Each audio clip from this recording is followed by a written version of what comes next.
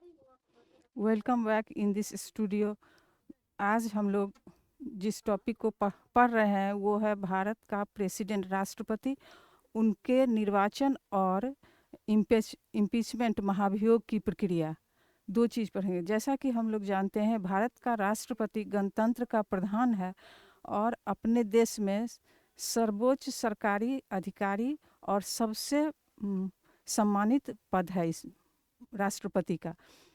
America के राष्ट्रपति से कंपेयर किया जाए तो दोनों में नाम की समानता के अलावे और कुछ समान नहीं दिखता है। इसका कारण है कि अमेरिका का राष्ट्रपति जो है सो अध्यक्षात्मक शासन व्यवस्था का प्रधान है, जिसमें राष्ट्रपति ही सर्वे सर्वा होता है। लेकिन हमारे यहाँ क्या है, संसदीय शासन व्यवस्था को अपनाया गया है। तो संसदीय शासन व्यवस्था में राष्ट्रपति, राष्ट्र का जो प्रधान होता है, वो नाम मात्र का प्रधान होता है। लेकिन जहाँ तक गरिमा की बात है, वो राष्ट्र का प्रथम नागरिक होता है और प्रथम नागरिक होने के नाते सबसे सम्मानित व्यक्ति माने जाते हैं राष्ट्रपति। अब राष्ट्रपति के निर्वाचन की प्रक्रिया का जहाँ तक सवाल है, तो 5 साल के लिए इनका निर्वाचन होता है। निर्वाचन के लिए सबसे पहले निर्वाचक मंडल का गठन किया जाता है। इलेक्टोरल कॉलेज उसको कहते हैं। तो इलेक्टोरल कॉलेज में कौन कौन से सदस्य होते हैं, अब उसके बारे में हम लोग जानते हैं। इसमें संसद के निर्वाचित सदस्य, जितने भी निर्वाचित सदस्य हैं वो, और राज्य विधानमंडल के निर्वाचित सदस्य भाग लेते हैं। लेकिन सबों के मत का जो वैल्यू होता है वो एक समान नहीं होता है। तो इसमें हम आगे देखेंगे कि कैसे चूँकि हर एक राज्य की जनसंख्या एक जैसी नहीं है, और अमेरिका में जिस तरीके से सीनेट, जनसंख्या जो भी हो, हर एक राज्य को, बड़ा हो या छोटा हो, 2-2 मेंबर भेजने का अधिकार होता है सीनेट में।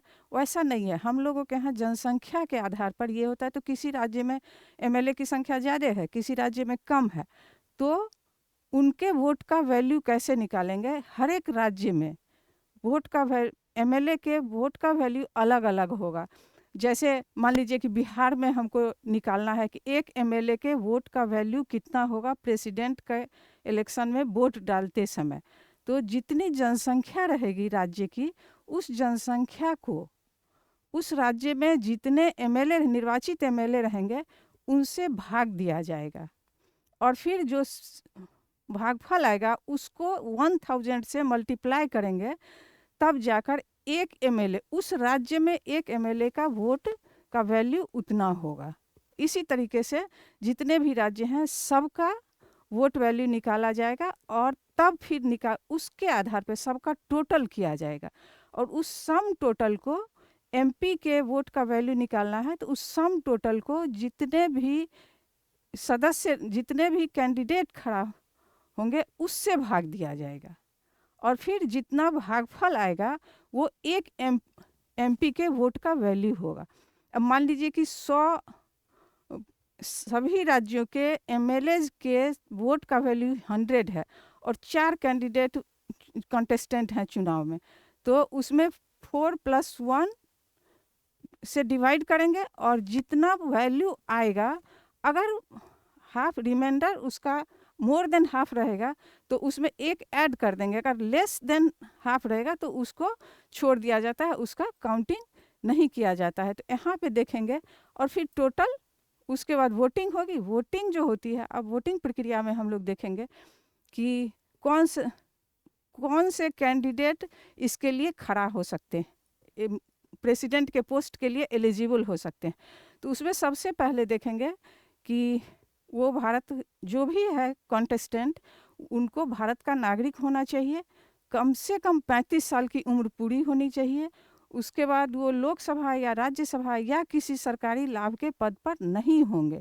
अगर हैं और तब चुनाव लड़ रहे हैं तो निर्वाचित हो जाने के दिन से वो उस पद से मुक्त समझे जाएंगे। तो ये हुई निर्वाचन के लिए योग्यता। अब निर्वाचन विधि देखिए कि क्या होता है। निर्वाचन विधि में होगा सिंगल ट्रांसफरेबल वोट है, एकल संक्रमणीय मत पद्धति है, प्रेफरेंशियल वोट है। ये 3 चीज़ क्या हुआ कि इसमें जो लिस्ट मिलेगा कैंडिडेट का, उसका नाम लिखा होगा और वोटर को अपना प्रेफरेंस शो करे। गुप्त मतदान है तो बैलेट पेपर से, चाहे ईवीएम से, तो उसमें नाम लिखा रहेगा और नाम के आगे आपको अपना प्रेफरेंस डालना होगा कि अगर इस 5 कैंडिडेट में फर्स्ट किसी को कर रहे हैं, सबसे ज़्यादा जो प्रेफरेंस का है, जो मेरे पसंद का है, तो वहाँ 1 लिखेंगे। और उसके बाद और जो 4 कैंडिडेट बचे तो उसमें आप किसी को, तब अगर वो प्रेसिडेंट नहीं बनते तो सेकंड में आप किसको प्रेसिडेंट बनाइएगा, तो वहाँ पे 2 लिखिएगा, फिर 3, फिर 4, फिर 5, ऐसे करके अपना प्रेफरेंस ये करना होगा। उसके बाद मतों की गिनती शुरू होगी। न्यूनतम कोटा हुआ, न्यूनतम कोटा भी निर्धारित करना होगा। जैसे जितना टोटल वोट आया, जितने कैंडिडेट हैं उससे उसको डिवाइड करेंगे, तो उसमें 1 प्लस करके डिवाइड करेंगे, जितना होगा उसमें 1 डाल के। जैसे अभी आपको हम एमपी के वोटों का जो बताए हैं वो वस्तुतः न्यूनतम कोटा ही था, तो न्यूनतम कोटा में कैंडिडेट से डिवाइड करेंगे। मान लीजिए 100 वोट है और 4 कैंडिडेट है तो उसमें 1 जोड़ेंगे, 5 होगा, और फिर टोटल में 1 जोड़ेंगे तो 21 होगा।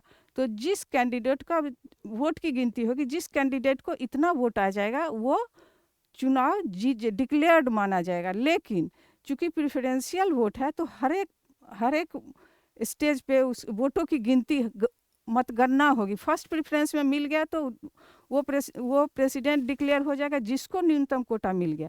अगर नहीं मिला तो सेकेंड प्रेफरेंस की गिनती शुरू होगी, और ये पूरा राउंड की गिनती होने के बाद ही अगर थर्ड फोर्थ में भी डिक्लेयर हो जाता है, कोई कैंडिडेट न्यूनतम कोटा पा लेता है, तब भी उसे क्या करना होगा कि लास्ट तक की राउंड की गिनती होगी, तभी जाके डिक्लेयर होगा कि कौन प्रेसिडेंट बन रहा है। जैसे कि अभी मुर्मू, हमारी प्रेसिडेंट जो मिसेज मुर्मू है, उनके काउंटिंग में क्या हुआ कि थर्ड राउंड में वो न्यूनतम कोटा हासिल कर ली थी, लेकिन 8th राउंड तक की काउंटिंग हुई, उसके बाद ही उनको डिक्लेयर किया गया विनर। तो ये हो गया। अब राष्ट्रपति राष्ट्र का प्रधान व्यक्ति है, और संविधान की जैसे कि चुनाव होगा तो और कैंडिडेट के साथ हो, एमएलए एमपी हो, प्रेसिडेंट हो, राज्यपाल हो या कोई भी हो, तो उनको क्या करना होता है, पद धारण करने से पहले पद और गोपनीयता की शपथ लेनी पड़ती है। तो उसमें क्या होता है कि हम कॉन्स्टिट्यूशन को मानेंगे, इसके बियॉन्ड जाके इसके अगेंस्ट कोई भी काम नहीं करेंगे, ऐसा कुछ नहीं करेंगे जिससे क्या हो कि कॉन्स्टिट्यूशनल लॉ भंग होता हो। तो इसमें क्या करना है, तो इसका मतलब हुआ कि कॉन्स्टिट्यूशन को पालन करते हुए उसके अंदर ही रह के उन्हें कोई कार्य करना होता है। अगर प्रेसिडेंट, अब दूसरा केस हम लोग इम्पीचमेंट के बारे में जानेंगे।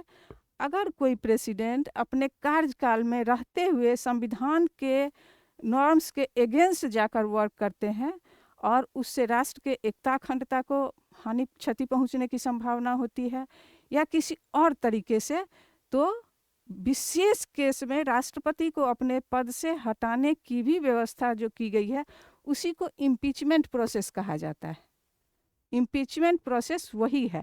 तो इसमें क्या होता है कि आपको अगर प्रेसिडेंट को के अगेंस्ट इम्पीचमेंट लाने की इच्छा है तो आप सदन के एमएलए एमपी ही करेंगे ये।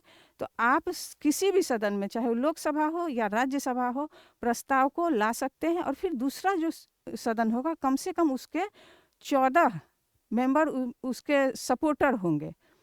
फिर उस सपोर्ट के बाद बीच में समय मिलेगा, और अगर उस समय एक निर्धारित सीमा के बाद देखा जाएगा कि ये प्रस्ताव अगर उस सदन से उपस्थित और मतदान करने वाले 2/3 मेजोरिटी से पारित हो जाता है, तो ये दूसरे सदन में प्रस्ताव चला जाएगा। वहाँ पर राष्ट्रपति को खुद, यहाँ बीच में राष्ट्रपति को समय दिया जाता है, मौका दिया जाता है कि वो खुद या अपने किसी प्रतिनिधि के माध्यम से अपना पक्ष वहाँ रख सकते हैं।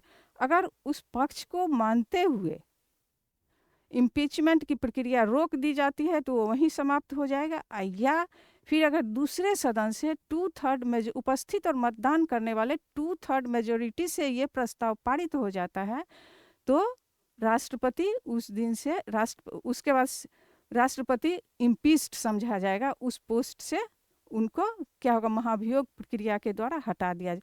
ऐसे भारत में अभी तक कोई भी प्रेसिडेंट नहीं हुए हैं जिनको महाभियोग प्रक्रिया के द्वारा हटाया गया है। एक प्रेसिडेंट थे जिनके समय में कोई रमन करके, तो आज इतना ही तक। अगले क्लास में हम लोग प्रेसिडेंट के अधिकार और कार्य के बारे में जानेंगे। Thank you.